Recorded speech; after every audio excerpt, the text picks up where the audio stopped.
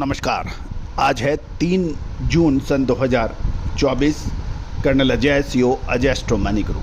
दोस्तों Ajay astro money गुरु देश का पहला चैनल है जो 42 कमोडिटीज 5 मार्केट पर लगातार अपडेट और विश्लेषण आप तक पहुंचाते हैं।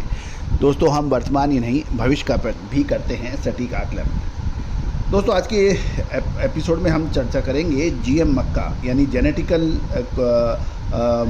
यानी अनुवांशिक मक्का के आयात पर।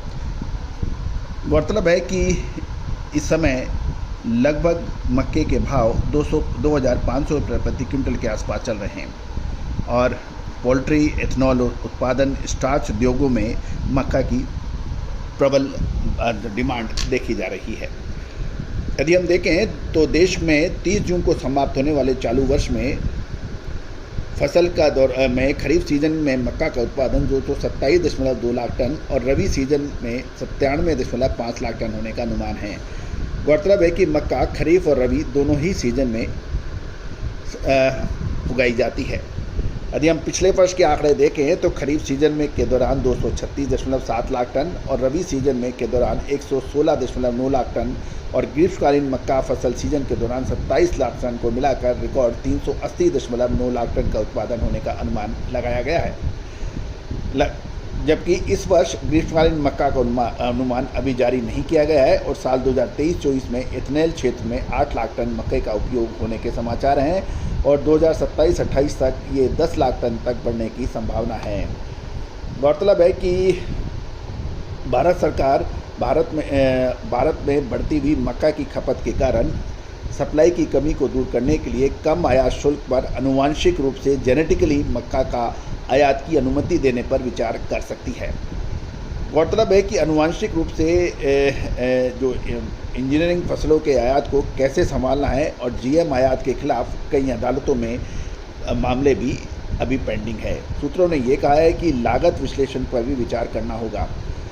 हाई लेवल के ऊपर ये परामर्श चल रहा है कि कुछ मुद्दों पर गौर करने के लिए बताया जा रहा है। खासकर जीएम फसलों के आयात पर विचार करते हुए ये सुनिश्चित करने के लिए कहा गया है कि सभी सुरक्षा व्यवस्था मौजूद हैं और इस मुद्दे पर अब गंभीरता से विचार किया जाना चाहिए।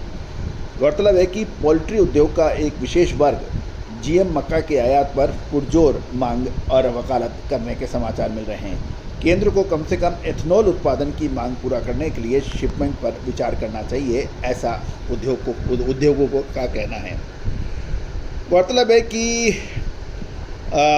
पक्षियों को जीएम मक्का और सोयाबीन खिलाया जाता है। उद्योगों का तर्क है कि 2021-22 में सरकार ने फीड की कीमतों में रिकॉर्ड वृद्धि के बावजूद घरेलू पोल्ट्री उद्योग को समर्थन देने के लिए 1.2 लाख टन सोयाबीन भोजन के आयात की अनुमति देने के अपने नियमों में ढील दी थी।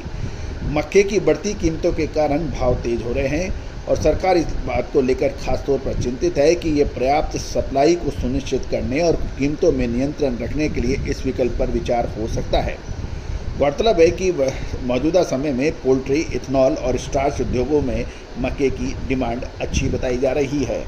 दोस्तों ये तो देखना होगा कि अब आगे क्या निर्णय होगा। इसका हम जो भी ये सूचना होगी या जो भी अपडेट आएगा हम आप तक लेके जाएंगे। लेकिन उत्तर प्रदेश की और पंजाब हरियाणा की मक्का की अब फसल अगले 10 से 12 दिनों के अंदर बाज़ारों में काफ़ी उपलब्ध होगी।